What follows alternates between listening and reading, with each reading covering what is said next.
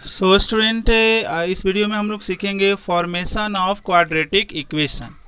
Quadratic equation कैसे बनाते हैं, आइए उसको समझते हैं। जैसे हमारे पास एक क्वेश्चन है कि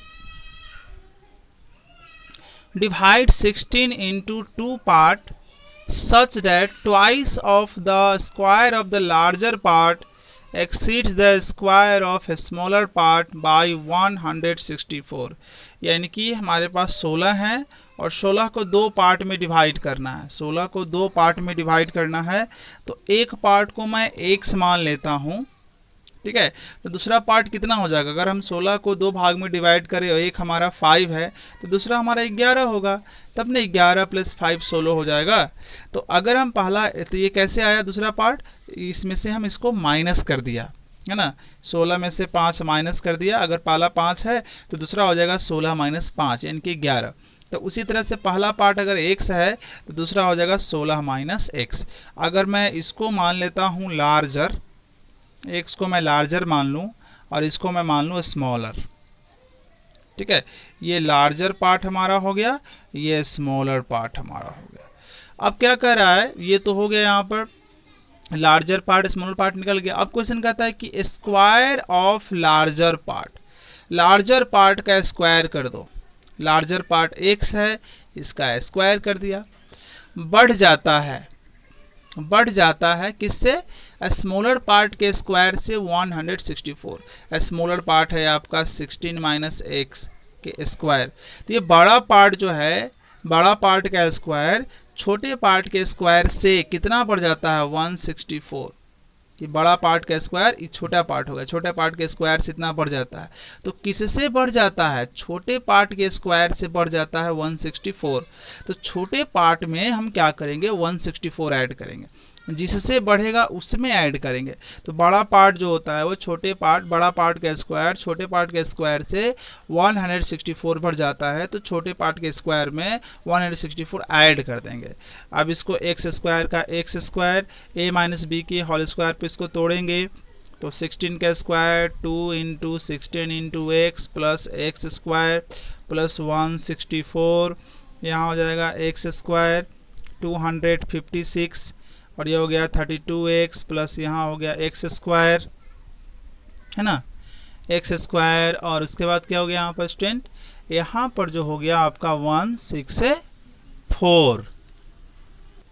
चलिए एक चीज़ तो हम लोग यहाँ पर देखें, बट यहाँ एक चीज़ और बोल रहा था, twice of the square of larger part, यानी कि लार्जर पार्ट का ट्वाइस कह रहा था। तो ट्वाइस आ जाएगा, ट्वाइस आ जाएगा। Twice of the square of larger part, larger part के स्क्वायर का ट्वाइस। चलिए अब हो गया, वो बाई मिस्टेक ध्यान नहीं रहा उस पर, चलिए कोई बात नहीं। तो ये निकाल लिया हमने, बाकी सेम रहेगा इस तरह से। अब यहाँ हो जाएगा 2x स्क्वायर, आप x वाला को इधर लेकर आ जाओ और ये इसको भी इधर लेकर आ जाओ 32x, और यहाँ हो जाएगा 256 प्लस 164, ये कितना आएगा? 0 2 4। तो ये आपका सॉल्व करने पाएगा x स्क्वायर प्लस 32x और इसको भी इधर लेकर आइए 420 = 0। ये बन गया आपका क्वाड्रेटिक इक्वेशन। अब आते हैं हम लोग दूसरा क्वेश्चन लेते हैं, उस पर डिस्कस करते हैं।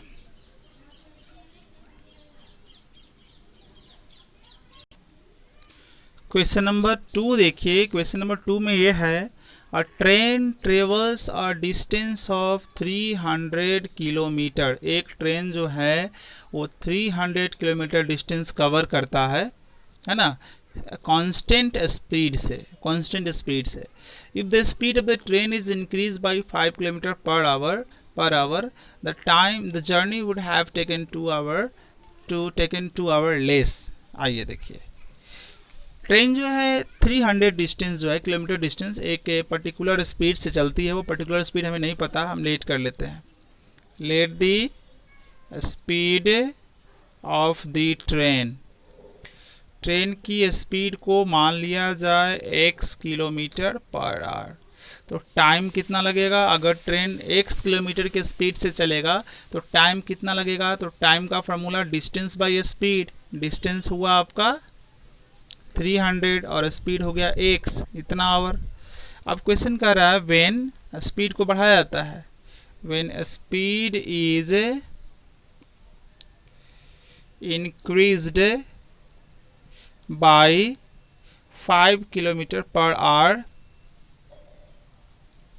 रिजल्टिंग स्पीड, जब स्पीड को 5 किलोमीटर पर घंटे बढ़ा देंगे तो नई स्पीड क्या हो जाएगी, x + 5 हो जाएगी, क्योंकि वो 5 घंटे x + 5 घंटे पर किलोमीटर बढ़ाया जा रहा है। तो अब न्यू स्पीड ये हो जाएगी। तब टाइम टेकन कितना हो जाएगा, डिस्टेंस तो 300 है, अब हम इस कितनी स्पीड से चल रहे हैं, ट्रेन चल रही है x + 5 चल रही है। तो क्वेश्चन कह रहा है कि जब हम स्पीड बढ़ा देते हैं तो 2 घंटे कम समय लगते हैं, यानी कि पहले लगते थे 7 तो अब लगते हैं 5। मान लिया जाए कि पहले लगते हैं 7 तो अब लगेंगे 5, यानी कि ये देखो कि पहले जो टाइम लगते थे वो 2 घंटे ज़्यादा लगते थे, पहले वाला टाइम जो है बाद वाले टाइम से 2 घंटा ज़्यादा लगता है ना। तो ऐसे इक्वेशन बनेगा कि T1 जो है, T1 इज इक्वल टू, यहाँ कह रहा था कि 5 किलोमीटर पर घंटे हम बढ़ा देते हैं तो 2 घंटे समय कम लगते हैं, यानी कि पहले अगर 8 लगता होगा तो अभी 6 लगेगा। यानी सब देखो कि ये जो है ना, ये इससे 2 ज़्यादा है, यानी कि T1 जो है T2 से जो 2 ज़्यादा है, तो T1 = T2 + 2 ऐसे कर देंगे।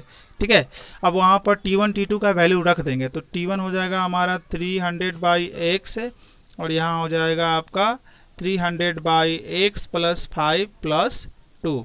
अब इसको सॉल्व करेंगे यहाँ से, अब यहाँ से इसको सॉल्व कर लेते हैं और इसके इक्वेशन के फॉर्म में लाते हैं। तो ऐसा करते हैं 300/x - 300/x + 5 = 2। यहाँ 300 को कॉमन कर लीजिए, 1/x और 1/x + 5 = यहाँ पर आ जाएगा 2। तो 300 यहाँ आप x और x + 5 आपका कॉमन हो जाएगा, तो यहाँ हो गया x + 5 और x, यहाँ 2 कैंसिल हो गया आपका ये। अब आप यहाँ देखिए कि 300 इंटू दिस, इसको यहाँ से काट भी दीजिए तो वहाँ हो गया कितना, 150 हो जाएगा ना, 150। तो 150 इंटू 7 कितना हो जाएगा, 5 कितना हो जाएगा, 750, या नीचे हो जाएगा आपका x² + 5x इंटू कर दिया, और यहाँ कुछ नहीं तो 1, आप क्रॉस मल्टीप्लाई कर लीजिए, तो x² + 5x = 750। तो x² + 5x इसको इस तरफ लेकर आइए, तो -750 = में 0। ये इस तरह से यहाँ पर होगा स्टूडेंट। ठीक है, तो दूसरा इक्वेशन भी हमारा इस तरह से बन गया। अब जो है हम लोग जो है अगला इक्वेशन की तरफ बढ़ते हैं। अभी एक और क्वेश्चन यहाँ लिखते हैं और इसका क्वाड्रेटिक इक्वेशन बनाते हैं। कैसे बनाएंगे, लेट अस सी कि hypotenuse of right angle triangle, यानी कि एक राइट एंगल ट्रायंगल है ABC। ठीक है, राइट एंगल ट्रायंगल है, इसमें जो हाइपोटेनस है ना, हाइपोटेनस ये होता है, अब बाकी के ये परपेंडिकुलर बेस इसमें से कोई भी हो सकता है। तो जो हाइपोटेनस है वो क्या है, 6 more than twice of shortest side, सबसे शॉर्टेस्ट साइड का दोगुने से 6 ज़्यादा है। तो इन दोनों में से किसी एक को शॉर्टेस्ट साइड मान लीजिए, इसी को शॉर्टेस्ट साइड मान लेते हैं हम, इसी को शॉर्टेस्ट साइड मान लेते हैं। शॉर्टेस्ट साइड हो गया हमारा ये हाइपोटेनस हो गया, और ये हो गया आपका थर्ड साइड, है ना। ठीक है, तो क्वेश्चन ये कर रहा है कि जो शॉर्टेस्ट साइड जो है, यहाँ कंसीडर कर लेते हैं सीधे, let the shortest side B, shortest side मान लिया जाए x मीटर, ये हो गया x मीटर, शॉर्टेस्ट साइड हमारा हो गया यहाँ पर x मीटर। तो देन क्या कह रहा है क्वेश्चन कि हाइपोटेनस जो है शॉर्टेस्ट साइड के ट्वाइस से 6 ज़्यादा है, यानी कि हाइपोटेनस जो है शॉर्टेस्ट साइड x है, तो इसका ट्वाइस कर दीजिए तो 2x होगा, और 6 ज़्यादा कर दीजिए तो आपका ये आ जाएगा, यहाँ आ गया 2x + 6, राइट। अब ये थर्ड साइड, यानी कि इसकी बात कर रहा है, थर्ड साइड की बात कर रहा है। तो थर्ड साइड की बात कर रहा है, तो थर्ड साइड क्या कर रहा है, 2 मीटर लेस देन हाइपोटेनस, यानी कि हाइपोटेनस कितना है हमारा, हाइपोटेनस है 2x प्लस 6, इसमें से 2 लेस, तो लेस कर दिया तो 2x प्लस कितना हो जाएगा, ये 4 आ गया, तो ये हमारा हो गया 2x प्लस 4। अब यहाँ पर पाइथागोरस थ्योरम अप्लाई करेंगे और पाइथागोरस थ्योरम अप्लाई करके क्वाड्रेटिक इक्वेशन हमें मिल जाएगी। तो let us see how can we find the quadratic equation by this.